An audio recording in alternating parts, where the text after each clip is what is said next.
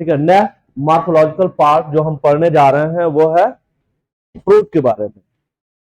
और फ्रूट के बारे में हम लोगों ने पहले भी पढ़ रखा जब हम लोग पढ़ रहे थे sexual reproduction in flowering plant.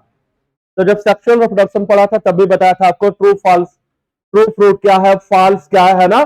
False के कुछ एग्जांपल आपको याद कराए, बताइए फॉल्स के कौन से एग्जांपल आपको याद कराए, क्या बताया था? कैट याद कराया था, याद है ना आपको? तो सी फॉर क्या होगा? कैजुनट, क्या होगा? कैजुनट। और A for apple, T for pear, S for strawberry. ये एग्जांपल किसका था?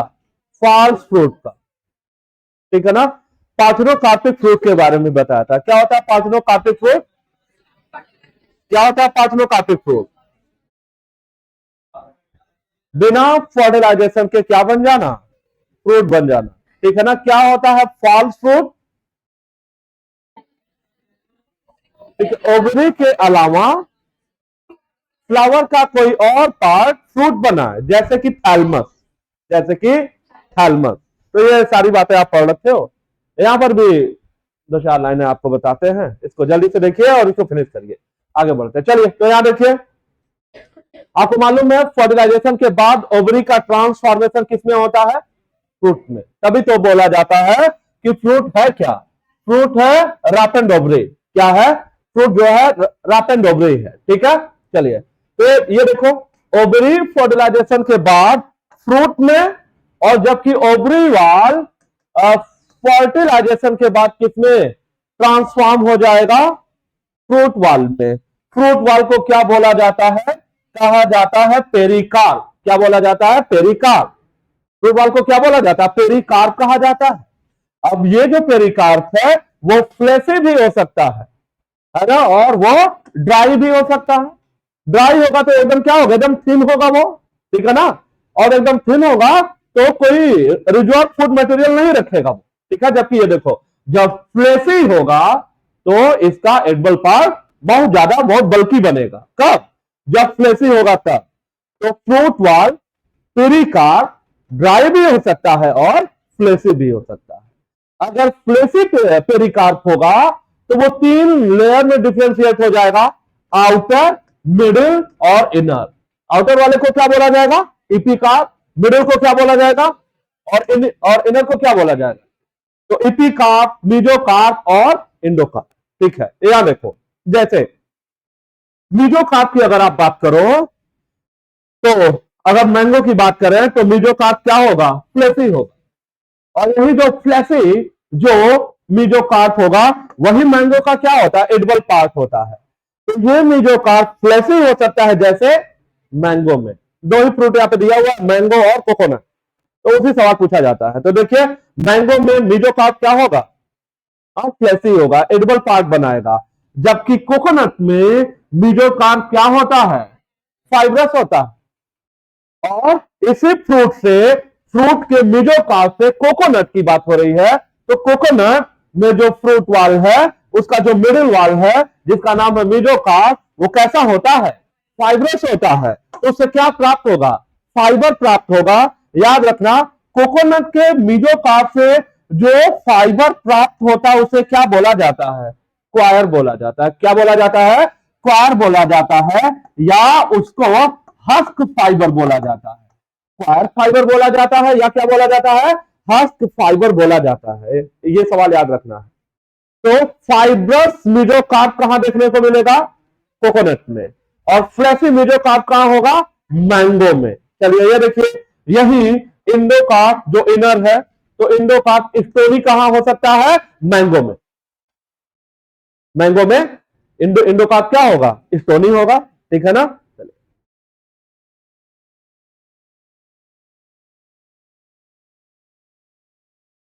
इसके बाद देखते हैं, मैंगो और कोकोनट दोनों जिस फ्लेसी फ्रूट की कैटेगरी से बिलोंग करते हैं उसे क्या बोला जाता है? ड्रुप कहा जाता है। क्या बोला जाता है? ड्रुप पुकारा जाता है उसको। तो मैंगो और कोकोनट दोनों जिस फ्लेसी फ्रूट की कैटेगरी से बिलोंग करते हैं उसे क्या बोला जाता है? उसको ड्रुप बोला जाता है। चलिए, इसको डिकोड करिए, क्या लिखा है?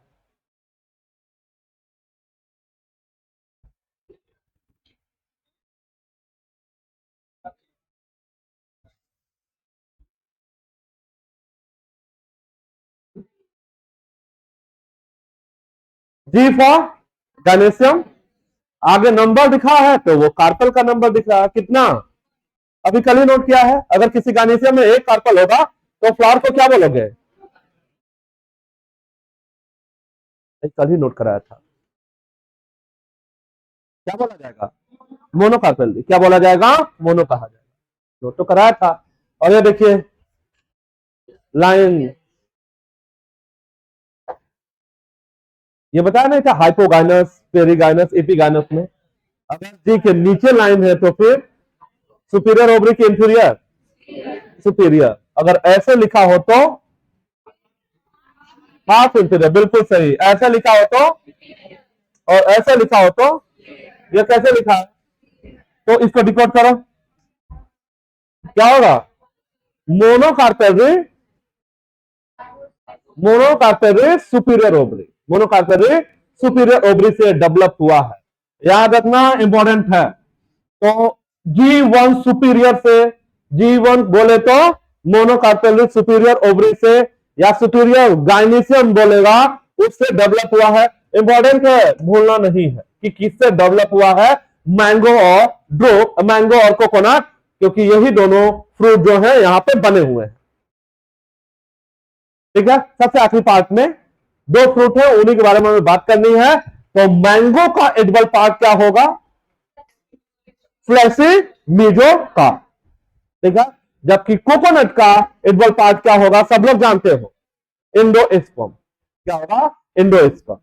ठीक है, सेलुलर और फ्री न्यूक्लियर। जो कोकोनट मिल्क है वो फ्री न्यूक्लियर है, और जो उसका व्हाइट कर्नल वाला पार्ट है, कर्नल सीड के लिए टर्म होता है, तो वो सेलुलर। कुल मिला के एडिबल पार्ट हुआ क्या? इंडोस्पर्म। क्या हुआ? इंडोस्पर्म एडिबल पार्ट हुआ इसका। चलिए जल्दी फिनिश करिए।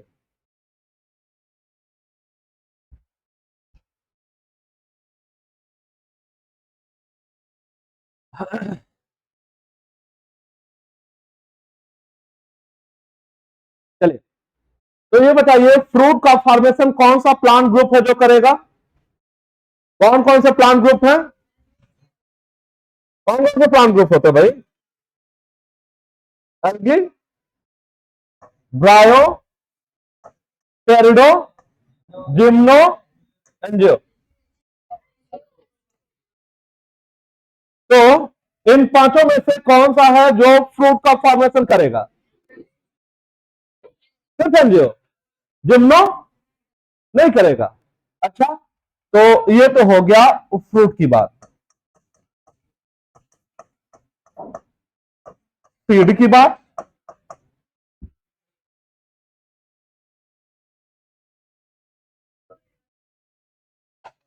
कौन सा प्लांट ग्रुप है जो सीड बनाएगा?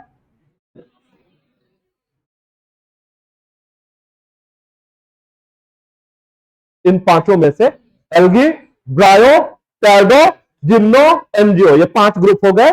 पांच ग्रुप में से कितने में फ्रूट बनेगा और कितने में सीड बनेगा? क्या ये समझ आओ ना, एल्गी, ब्रायो, टैर्डो। तो क्या एल्गी में बनेगा, ब्रायो में, टैर्डो में, जिम्नो में? तो इकलौता प्लांट ग्रुप जहां फ्रूट बनेगा वो क्या है? एंजियोस्पर्म है। इधर आइए, सीड एल्गी में, ब्रायो में, टैर्डो में, जिम्नो में। किनारे नोट करिए।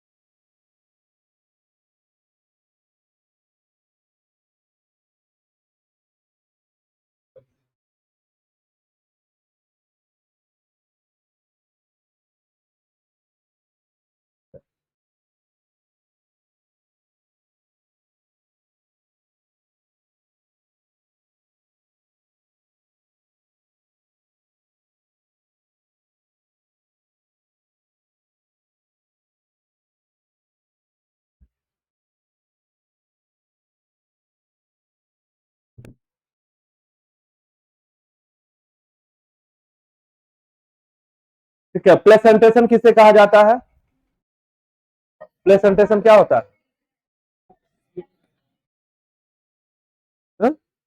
अच्छा, प्लेसेंटा क्या है? प्लेसेंटा किसे कहा जाता है? कहां बनता प्लेसेंटा?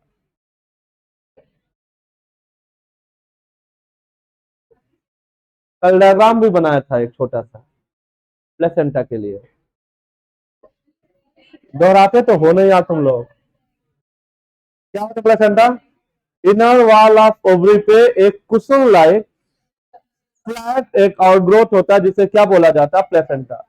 उसी पे ओव्यूल अटैच होता है। ओव्यूल के अरेंजमेंट का जो पैटर्न है उसे प्लेसेंटेशन कहा जाता है। ठीक है ना? मार्जिनल का एग्जांपल फ्री सेंट्रल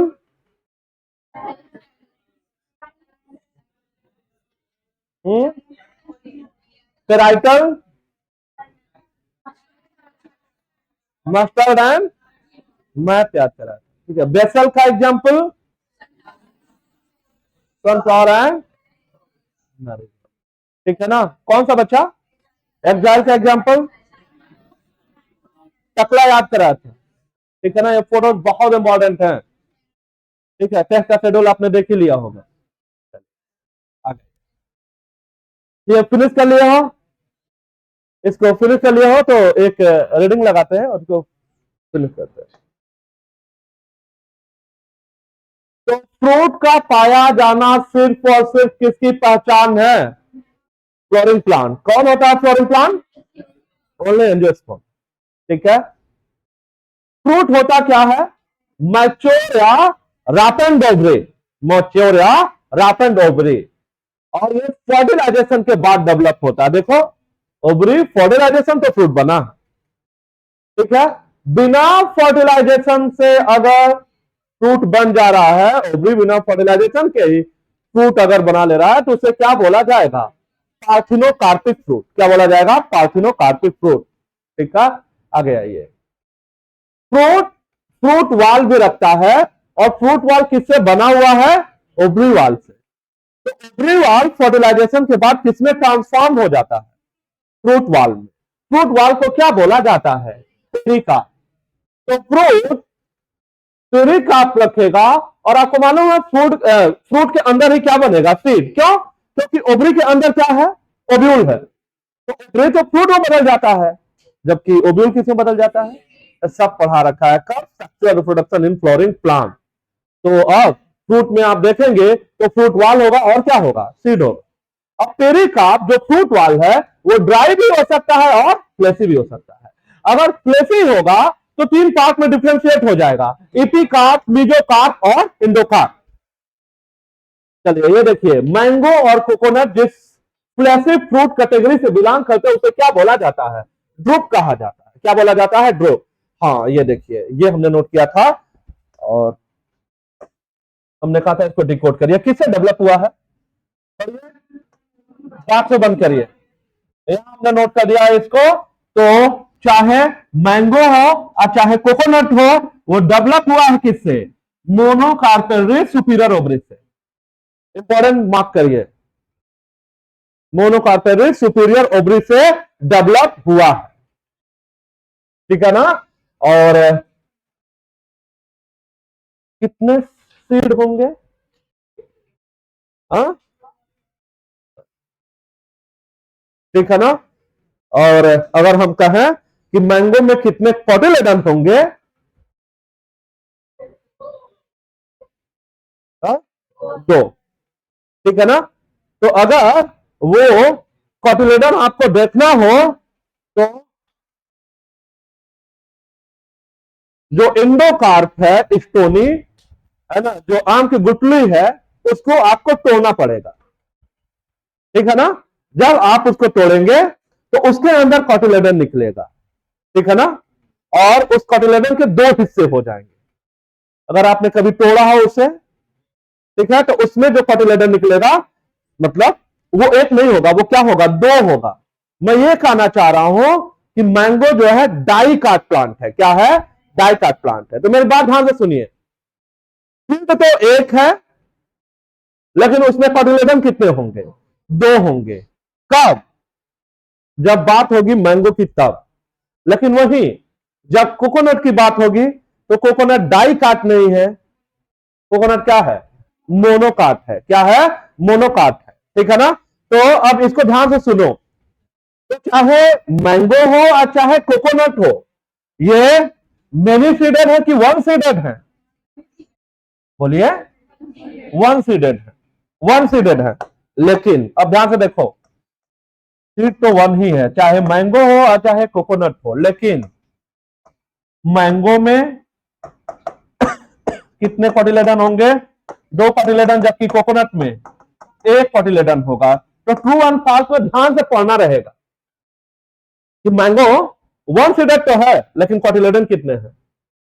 दो हैं। याद रखना रहेगा, नहीं तो आपसे कहेगा कि मैंगो जो है वो एक कोटिलेडन को रखे है, तो आपको याद आ गया कि अच्छा हाँ पढ़ा था कि एक सीड होता है, तो हो सकता है कोटिलेडन भी एक ही हो। नहीं, वन सीडेड है, लेकिन कोटिलेडन कितने होंगे? दो होंगे, क्योंकि मैंगो है क्या? डाइकाट प्लांट है, जबकि ये क्या होगा? एक कोटिलेडन। इसको क्लियर करिए। वन सीडेड मैंगो एक कोटिलेडन, मैंगो और कोकोनट, मैंगो में लिखा है दो कोटिलेडन और कोकोनट में लिखा है वन कोटिलेडन। जल्दी पूरा करो।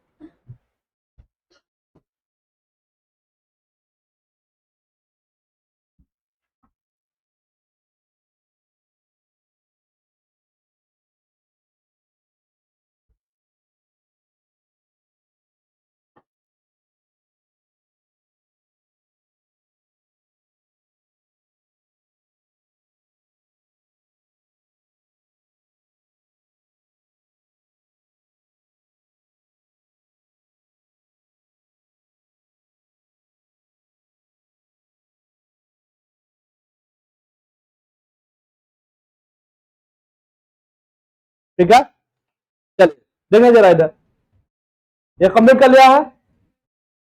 कंप्लीट कर लिया है। इस फोटो को देखते हैं।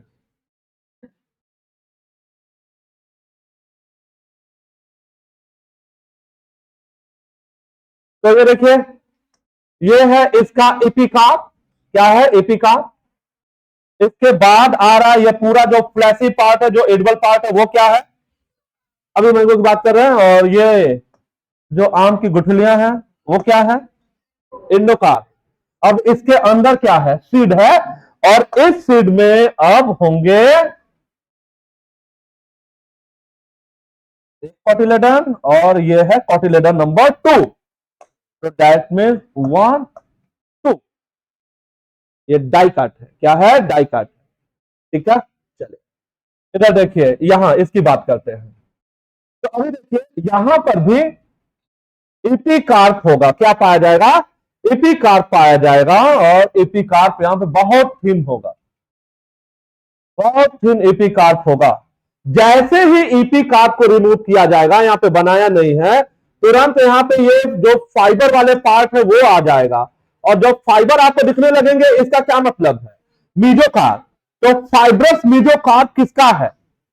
कोकोनट का। ठीक है, और इसी से फाइबर मिलते हैं। नाम बता दिया, क्वायर या हस्क फाइबर। क्या बोला जाता है? क्वायर या हस्क फाइबर। ठीक है ना? अब देखिए, अब यहां देखिए, ये है जो इसका व्हाइट वाला जो पोर्शन है, इसको कर्नल बोला जाता है। और कई बार आपको बताया है कि कर्नल टर्म किसके लिए आता है? सीड के लिए। ठीक है ना? अब ये है कोकोनट मिल्क, और ये है इसका व्हाइट कर्नल। तो कहने का मतलब, जो एडिबल पार्ट आपने लिखा है, क्या लिखा था आपने? इंडोस्पर्म लिखा है ना? इंडोस्पर्म प्लस सीड कर दीजिए। Endosperm plus seed. कोकोनट में जो एडिबल पार्ट है वहां नोट करिए। इंडोस्पर्म आपने नोट ही किया है। इंडोस्पर्म प्लस सीड करो। Endosperm plus seed. इंडोस्पर्म के साथ साथ सीड भी है।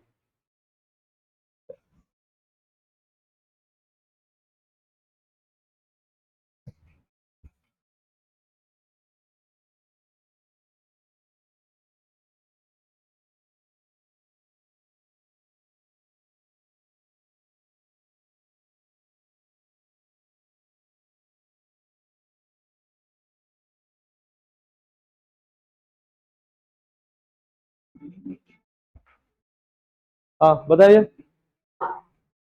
एबीसीडी। ठीक है, ए क्या है? हाँ, इंडो का। बी क्या है? सीड। डी क्या है? हाँ? और सी क्या है? हाँ? चलिए, ए बी और डी कोकोनट के लिए क्या है?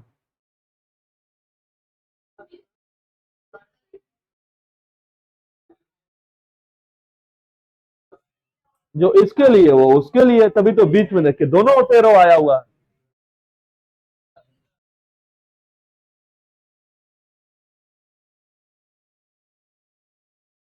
डी क्या है? मेजो कार्प होगा भाई, चाहे इसका चाहे उसका, बीच में लिखा हुआ भाई।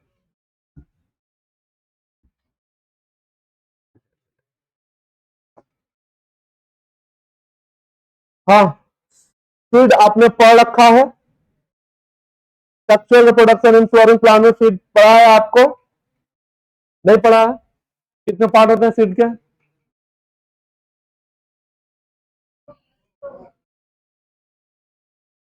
क्या क्या क्या पार्ट है सीड में?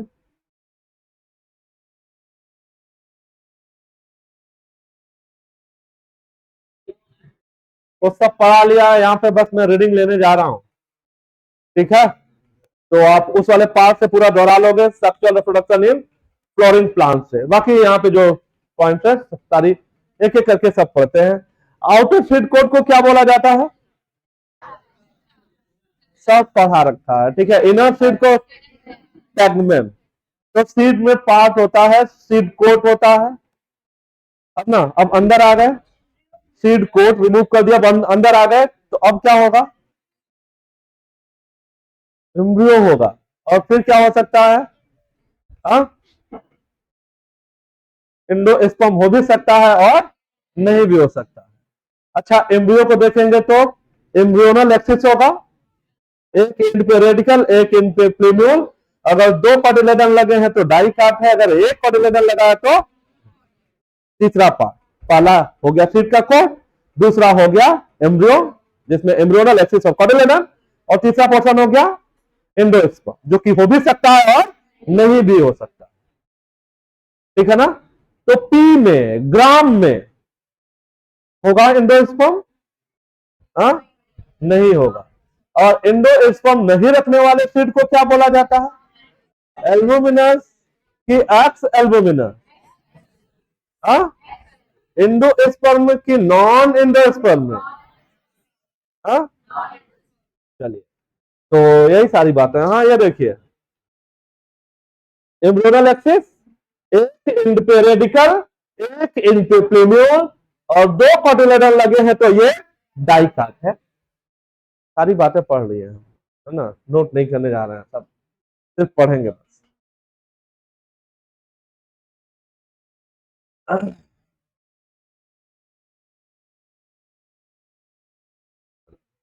चलो, फोटो आपको दिखाया पहले।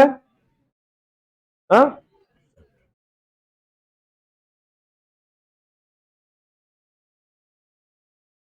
चलिए, ये देखिए, जो आउटर मोस्ट कवरिंग होगी किसी भी सीड का, कैसे सीड बनता है आप जानते ही हैं। कैसे सीड बनता है?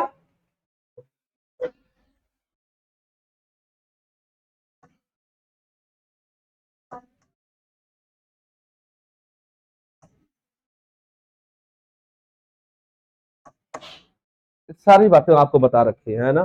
तो ओव्यूल फर्टिलाइजेशन के बाद किसमें ट्रांसफॉर्म हो जाता है? सीड में। किसमें? सीड में ट्रांसफॉर्म हो जाता है। चलिए, तो इसको पढ़ते हैं, देखते हैं क्या क्या दिया है। तो जो आउटर मोस्ट कवरिंग है वो क्या कहलाएगा? Seed coat. सीड कोट में कितने लेयर होते हैं? दो। अरे, जो बाहरी लेयर होता है उसे क्या बोला जाता है? सेप्टा। जो अंदर वाला लेयर है उसे क्या बोला जाता है? टैगमेन। सेप्टा और टैगमेन। ठीक है, चलिए, ये देखिए, हाइलम, ये टर्म और ये सवाल इंपॉर्टेंट है, ध्यान से देखिए। हाइलम एक स्कार है। क्या है? एक स्कार है। ठीक है ना? क्या होता है इसका?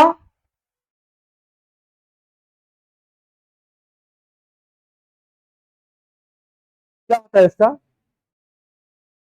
हाँ? ठीक है, कट मार्क। ठीक है, कहीं कटे का निशान हो तो उसे क्या बोलेंगे? स्कार मार्क है। क्या है? Scar mark. ठीक है ना? तो ये देखिए, तो ये एक स्कार है हाइलम, वो है कहां, कहां है, सीड कोट पे है। तो स्कार है, ये सीड कोट पे पाया जाता है, जिसके थ्रू डेवलपिंग सीड अटैच हो जाएगा किससे, फ्रूट से। क्योंकि सीड कहां बन रहा है, सीड कहां बन रहा है, फ्रूट के अंदर। ओब्यूल तो ओवरी के अंदर है, तो ओवरी जब फर्टिलाइज हो गया तो फ्रूट बना लिया, और सीड उसके अंदर बनेगा, किससे बना, ओब्यूल से। तो हाइलम वो स्कार है सीड कोट पे, जिसकी सहायता से सीड किससे जुड़ा हुआ है, फ्रूट से। इसको बात समझते हैं।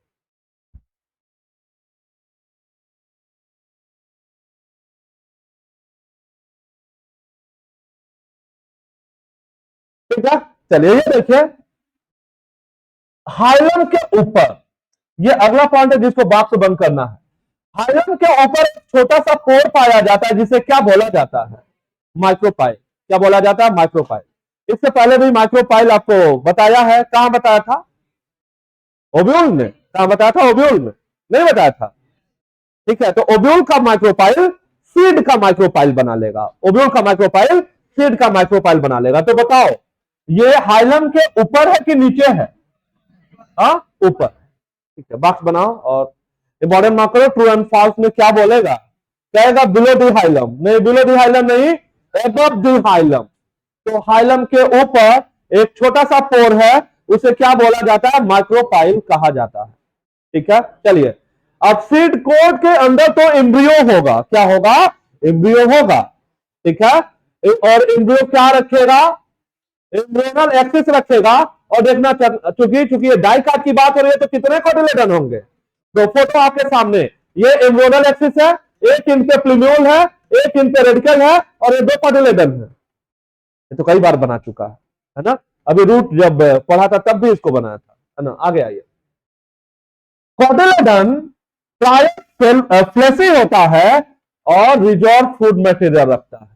तो कोटिलेडन का काम क्या है, फूड मटेरियल को रखना। ठीक है, अच्छा, आप एम्ब्रियोनल एक्सिस के दोनों एंड पे देखोगे, तो एक एंड पे क्या होगा, रेडिकल, और एक एंड पे क्या होगा, प्लूम्यूल होगा। ठीक है, कुछ ऐसे सीड होंगे जैसे कि castor, the endosperm form as result of, है ना, तो उसमें एंडोस्पर्म पाया जाएगा। तो कैस्टर कैसा सीड है, एंडोस्पर्मिक की नॉन एंडोस्पर्मिक, हाँ। और ये होता क्या है, ये भी फूड स्टोर करने वाला टिश्यू होता है। और ऐसे सीड को जो एंडोस्पर्म रखेगा उसे क्या बोला जाएगा, बोलिए, एंडोस्पर्मिक बोला जाएगा। लेकिन ये देखिए, कुछ ऐसे प्लांट है जिनके सीड जैसे पी, टी, ग्राम और बीन, यहाँ पे एंडोस्पर्म नहीं मौजूद होता है। मैच्योर सीड में ऐसे सीड को क्या बोला जाएगा, नॉन एंडोस्पर्मिक बोला जाएगा, या एक्स एल्बुमिनस बोला जाएगा। तो वहां पर कई एग्जांपल आपको याद कराए हैं, एंडोस्पर्मिक और नॉन एंडोस्पर्मिक का। तो ये एग्जांपल ऑलरेडी वहां पे है ना, पी, ग्राम, बीन, मैंगो भी नोट किया था।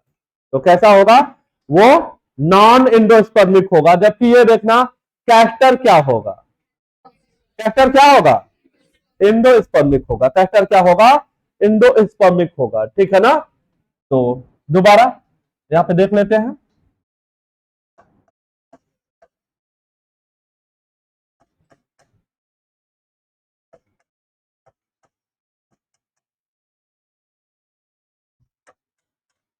वहां पे जो एग्जांपल नोट कराए हैं उसको एक बार जाके चेक कर लीजिएगा, और इस एग्जांपल को मर्ज कर लो। मुझे लग रहा है यही एग्जांपल होंगे वहां पे, इससे ज्यादा ही वहां पे नोट किया है। तो इंडोस्पर्मिक में क्या नोट कर रहे हैं, कैस्टर। किसकी बात हो रही है, अभी हम लोग बात कर रहे हैं डाइकाट सीड की। इधर आइए, नॉन एंडोस्पर्मिक में क्या क्या हो गया, पी हो गया, ग्राम हो गया, और बीन हो गया। ये क्या होंगे, नॉन एंडोस्पर्मिक होंगे। किनारे इस पॉइंट को नोट करिए।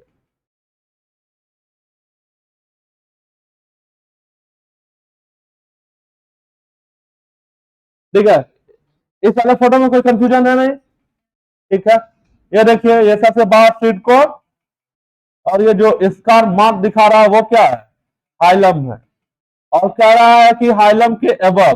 तो यहां देखिए ये क्या बोला जा रहा है, माइक्रोपाइल बताया जा रहा है। क्या बताया जा रहा है, माइक्रोपाइल। ठीक है, अब माइक्रोपाइल आपको नीचे इस वजह दिख रहा है क्योंकि कॉटिलेडन क्या है, उल्टा बनाया गया है। इसको ऐसे बनाना चाहिए था, ये एरिया इसका हिस्सा ऊपर करके बनाना चाहिए था। ठीक है, फिलहाल आपको फोटो पहचाना रहेगा तो आप पहचान लीजिएगा।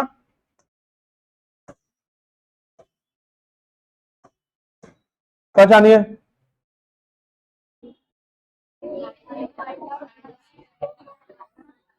मैं बता दे रहा हूं, एक बी जो है वो सीड कोट है,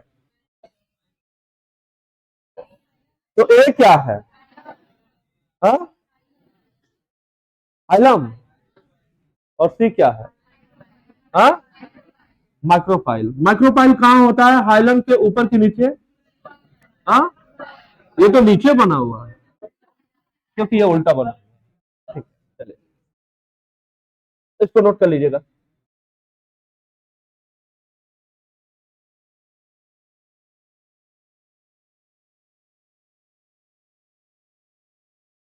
चलिए ये देखिए, ये बहुत मॉडर्न लाइन है, कई बार रिपीट हो चुका है, इसको ध्यान से देख लीजिए जरा।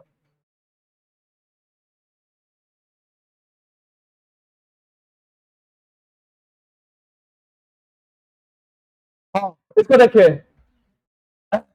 ज्यादातर जो मोनोकार्प फीड होते हैं वो क्या होते हैं, तो most of the monocotyledonous seeds are endospermic. दोबारा सुना यार, ज्यादातर जो मोनोकार्प प्लांट के सीड होते हैं वो इंडोस्पर्मिक होते हैं। ठीक है, मतलब ज्यादातर इंडोस्पर्मिक ही होते हैं, लेकिन कुछ ऐसे भी होते हैं जो नॉन इंडोस्पर्मिक होते हैं, जैसे कि आर्किड। तो ज्यादातर मोनोकार्प जैसे वीट हो गया, राइस हो गया, ठीक है ना, कोकोनट, इंडोस्पर्मिक। अभी तो पढ़ के आ रहे हैं, एडिबल पार्ट है। वीट हो गया, राइस हो गया, कोकोनट हो गया, ढेरों ढेरों जो मोनोकार्प है वो सबके सब क्या है, इंडोस्पर्मिक है। लेकिन ये देखिए, आर्किड भी मोनोकार्प है, लेकिन वो क्या है, वो इंडोस्पर्मिक नहीं है, वो नॉन इंडोस्पर्मिक है। तो अभी जो वो लाइनें आपने डाई कार्ड के लिए नोट की थी, इंडोस्पर्मिक और नॉन इंडोस्पर्मिक एग्जांपल जो लिखा था, उसी के नीचे एक पॉइंट नोट करिएगा, लिखिए जरा। Most of the monocarp most of the monocarpates most of the monocarpates are endospermic, are endospermic, like जैसे कि wheat, राइस, wheat गेहूं, wheat, राइस, कोकोनट,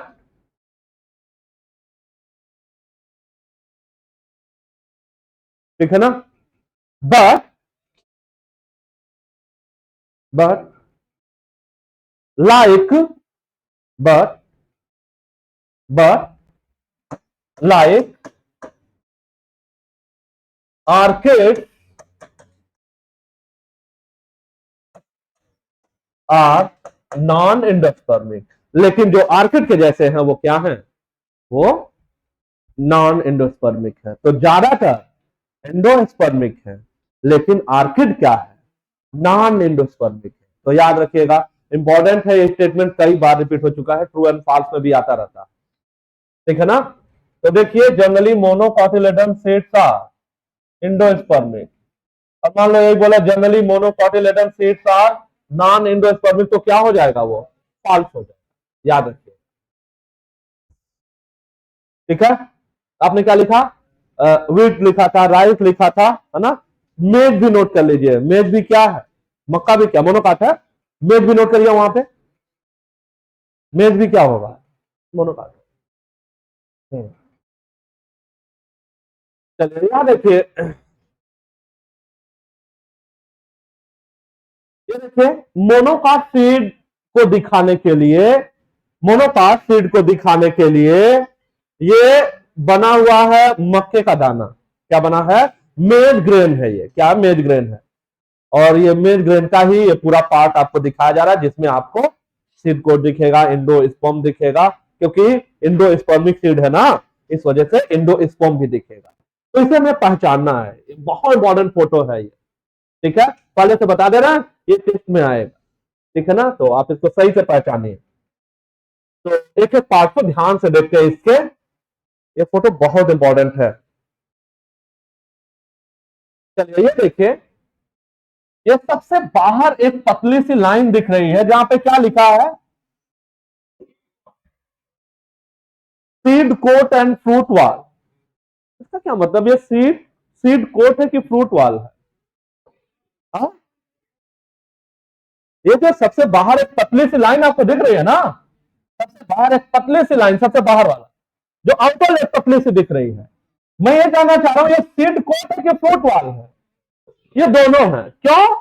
क्योंकि सीड कोट जो है वो थिन है और मेम्ब्रेनस है, और किसके साथ फ्यूज हो गया, तो फ्रूट वाल और सीड को डिफ्रेंशिएट नहीं हो रहा, इसी में मर्ज हो गया है। क्यों? क्योंकि सीड को मेम्ब्रेनस है और फ्यूज हो गया किसके साथ, इस वजह से एक ही लाइन में दोनों बन गया, ठीक है। चलिए इसको देखते हैं, ये है एम्ब्रियोनल एक्सिस, ये इमेजिनरी लाइन, ये एम्ब्रियोनल एक्सिस बना रहा है। तो आपको मालूम है एम्ब्रियोनल एक्सिस के एक एंड पे क्या होगा, रेडिकल, उसके दूसरे एंड पे क्या होगा, फ्लेम्यूल, क्लियर है ना। अच्छा, आपको मालूम है रेडिकल को कवर करने वाली जो सीट है उसका नाम क्या है, पोलियोराइजा, और फ्लेम्यूल को कवर करने वाला जो सीट होगा उसका नाम होगा कोलेप्टाइल, ठीक है ना। अच्छा, अब क्योंकि मोनोकाट है तो कॉटिलेडन तो एक ही होगा, यह देखो एम्ब्रियोनल एक्सिस के एक साइड पे, देखना इधर, एम्ब्रियोनल एक्सिस के एक साइड पे ये पूरा पूरा ये डेवलप जो कॉटिलेडन आपको दिख रहा है बड़ा सा बल्कि सा, उसका क्या नाम है, स्कुटेलम। अभी मत कहना कि याद नहीं है, मोनोकाट में एक जो लार्ज सेल्ड शेप का कॉटिलेडन होता है उसका क्या नाम है, स्कुटेलम। क्या नाम है, स्कुटेलम। और मोनोकाट का एम्ब्रियो भी दिखाया था, और हमने कहा था कि दूसरा वाला जो कॉटिलेडन है वो रूडिमेंट्री हो गया है, क्या नाम बताया था उसका, इपीब्लास्ट। उस फोटो में हाईलाइट किया था, क्या कहा था, इपीब्लास्ट नाम है उसका। चलो फिलहाल ये है स्कुटेलम, ठीक बात है। तो इतनी बातें आपने पहचान ली, रेडिकल, कोलेराइजा, प्लूम्यूल, कोलेप्टाइल, और ये बड़ा सा कॉटिलेडन क्या नाम है इसका, स्कुटेलम नाम है, ठीक। अब इंडोस्पर्मिक सीड है कि नॉन इंडोस्पर्मिक है, हा? इस वजह से देखिए ये क्या दिख रहा है, क्या दिख रहा है, इंडोस्पर्म दिख रहा है, इंडोस्पर्म दिख रहा है, ठीक है, ये इंडोस्पर्म है। इंडोस्पर्म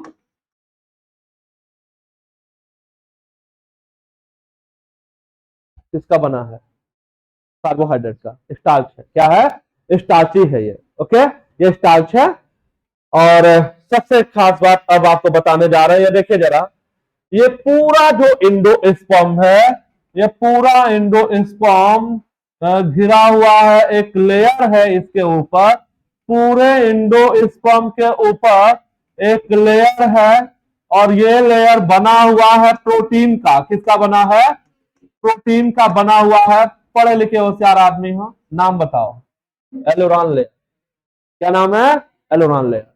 तो एलोरान लेयर प्रोटीन है, जबकि इंडोस्पर्म स्टार्च है ना। तो इंडोस्पर्म का और कॉटिलेडन का काम है क्या, रिजर्व फूड मटेरियल को रखना, हाँ या ना, ठीक है। अच्छा, एलोरान लेयर का क्या फंक्शन बताओगे,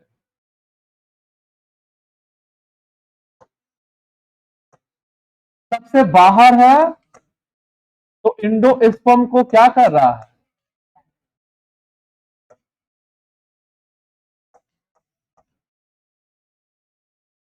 और दूसरा खुद ही प्रोटीन का बना हुआ है, तो ये भी क्या काम करेगा, न्यूट्रिशन का काम करेगा। खुद ही प्रोटीन का बना है तो क्या काम करेगा, न्यूट्रिशन। इंडोस्पर्म की प्लॉयडी क्या है, प्लॉट डिप्लॉट के ट्रिप्लॉट, एलुरॉन लेयर भी क्या होगा, ट्रिप्लॉट होगा। इतनी बात नोट करो इसको जल्दी से।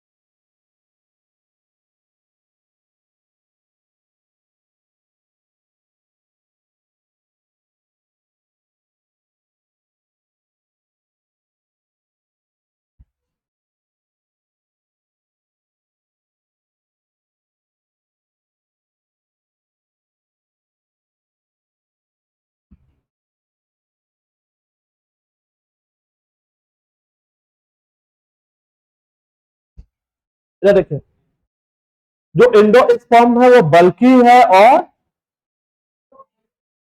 फूड को स्टोर कर रहा है। ये देखिए, the outer covering of endosperm separates the embryo bye A proteinaceous layer is called. तो पूरा का पूरा एंडोस्पर्म एक प्रोटीनेशियस लेयर से कवर है, उसका क्या नाम है, एलुरॉन लेयर नाम है। ठीक है, चलिए, ये एम्ब्रियो जो है वो छोटा सा है और एक ग्रू में है, एक एंड पे है एंडोस्पर्म के। ये देखिए, ये एंडोस्पर्म इतना बल्कि है और ये एम्ब्रियो छोटा सा है, किनारे यहां पे लगा हुआ है। जहां एक लार्ज सील्ड शेप का कोटिलेडन भी है इसके एम्ब्रियो में, उसका क्या नाम है, स्कूटेलम। इसके बाद एक शार्ट एक्सिस होगा, उस एक्सिस के एक एंड पे क्या होगा, प्लूम्यूल होगा और दूसरे एंड पे रेडिकल। प्लूम्यूल और रेडिकल एक शीट से कवर होंगे, नाम क्या होगा, कोलेप्टाइल होगा और कोलेराइजा होगा। ठीक है, फोटो है मोस्ट मोस्ट इंपॉर्टेंट।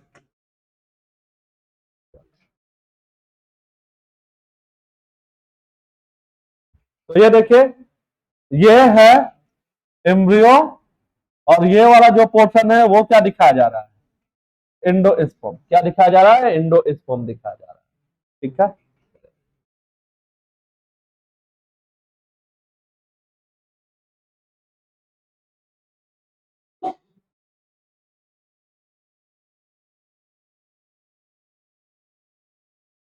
ठीक है, इसको नोट किया कि एल्वेन लेयर प्रोटीन का बना है, एंडोस्पर्म स्टार्च का है, ये ट्रिप्लॉइड होगा और एल्वेन लेयर भी क्या होगा, ट्रिप्लॉइड होगा। नोट कर लिया ना ये सब।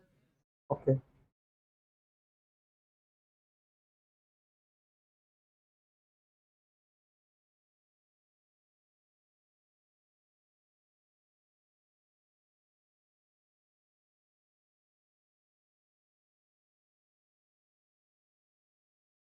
ठीक है, हाँ, इसमें 5 फैमिली पढ़नी है। तो ये फैमिली जो है मैं संडे में पढ़ाऊंगा एक्स्ट्रा में। ठीक है,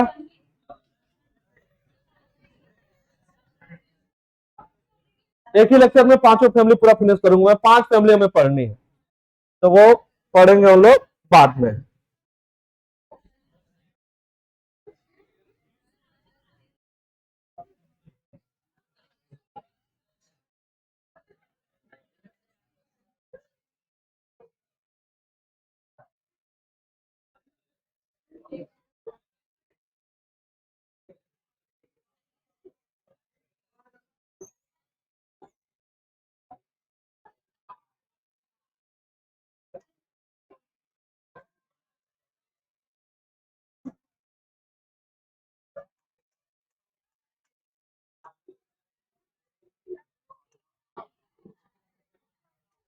आप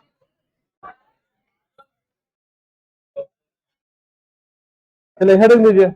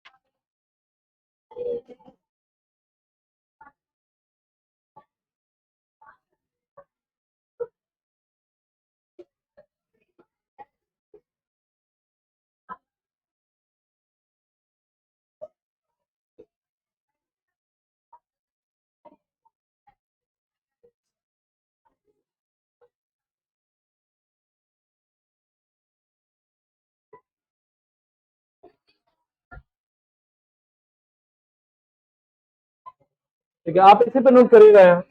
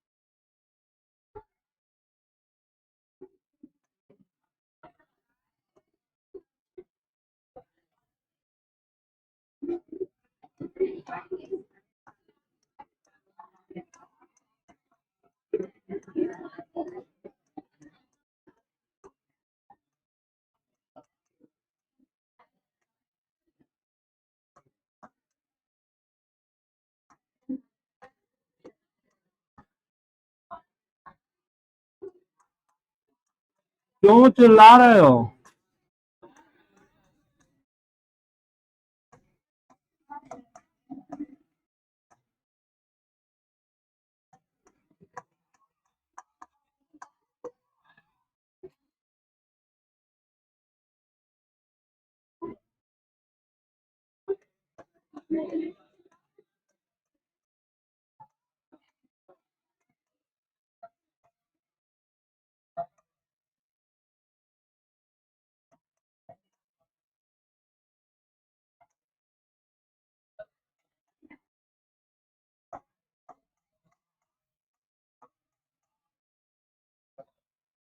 चलिए जल्दी से नोट करिए।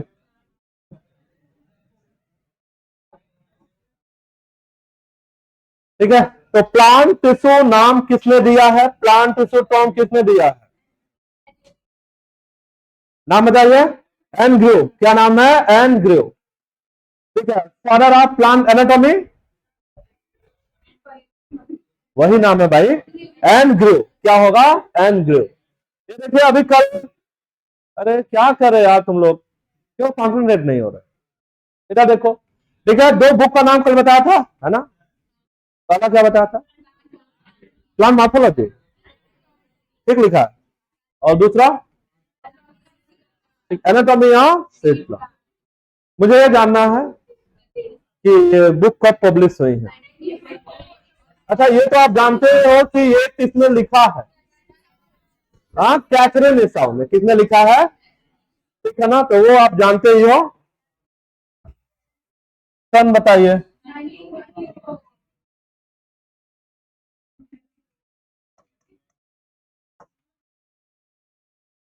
पब्लिश इन क्या बता रहा है यार? 1954, 1960।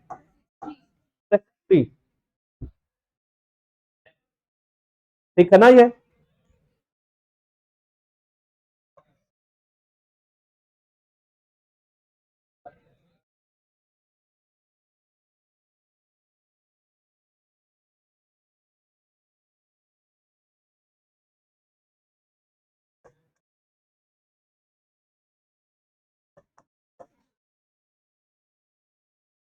डिफाइन करते हैं, जल्दी नोट करिएगा।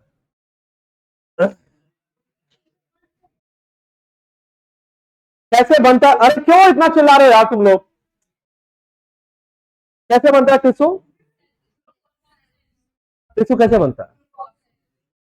सेल से एग्रीगेशन से, है ना? दैट मींस डिफाइन करना। टिश्यू कैसे डिफाइन करेंगे? Group of cell. ठीक है ना? चले, तो ऐसे इसको इन्वर्टेड फॉर्म में बंद करिए, डेफिनेशन नोट करिए, लिखिए जरा। Group of cells, group of cells having common origin, group of cells having common origin, common origin note कर लोगे ना? Common origin. ठीक है ना? फिर एक कॉमन लगाओ। Common function, common origin, common function. But structure में भी, बट स्ट्रक्चर में भी सिमिलर ओ आर अथवा ओ आर डिसिमिलर। ठीक है, इन्वर्टेड कॉमा बंद करो, दोबारा पढ़ो। कैसे डिफाइन किया जाएगा टिश्यू को?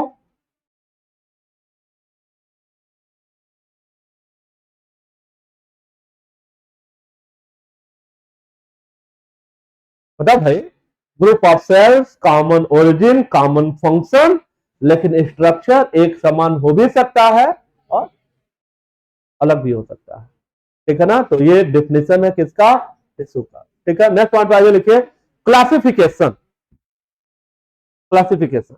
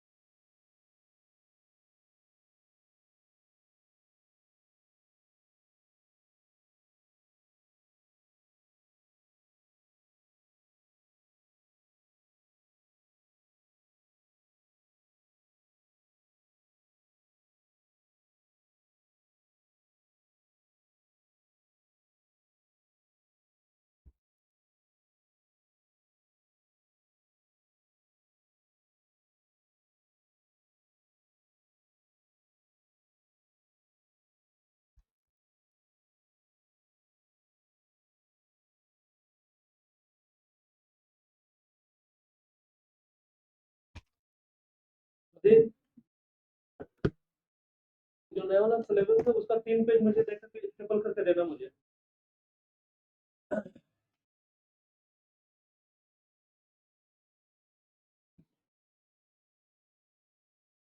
उसको बोले तो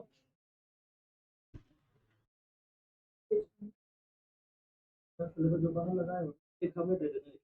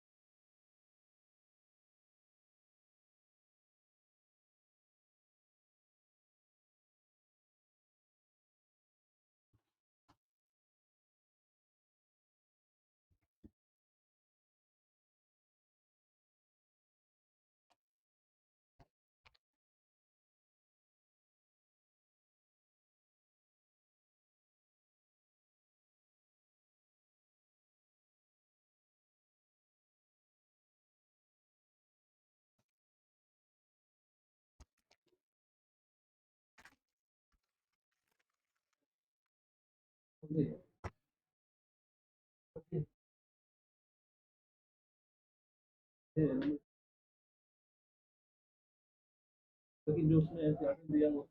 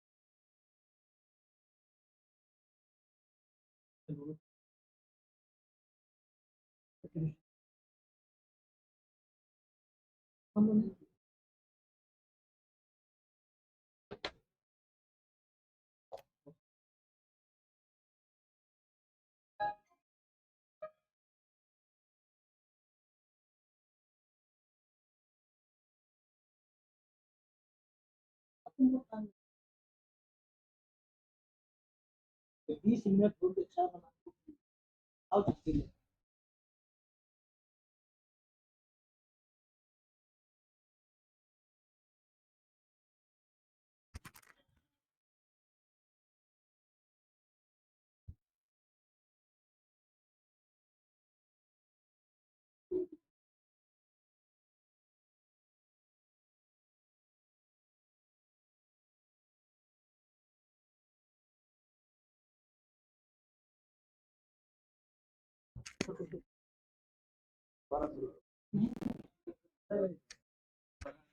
दिखा दोबारा पढ़